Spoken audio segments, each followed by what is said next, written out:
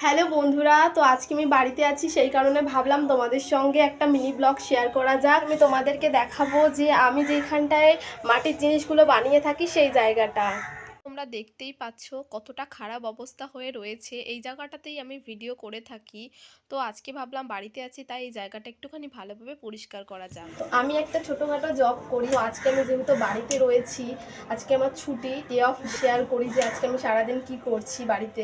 মাটির কাজ হয় এই তুলিগুলো দিয়ে, তো এই জন্য আরও বাজে হয়ে রয়েছে। তো চলো ভিডিওটা দেখতে থাকো। এই জায়গা থেকেই আমি পরিষ্কার করা শুরু করেছি। তো মাটির জিনিসগুলো যেখানে রাখা ছিল সেই জায়গাটা এতটাই বাজে অবস্থা, তো ভাবলাম এখান থেকেই কাজটা শুরু করি। তো এরপরে আমি একা একাই পুরো কাজটাই করছিলাম। তো তার মাঝে আমার দিদির মেয়ে এসে বলল যে মাসি, আমিও তোকে একটু হেল্প করে দিই, তুই একা একা আর কতক্ষণ করবি। তো আমাকে অনেকই হেল্প করে দিয়েছে। আমার আজকের ভিডিও এই পর্যন্তই। তো দেখা হচ্ছে নেক্সট ভিডিওতে। Tata, by.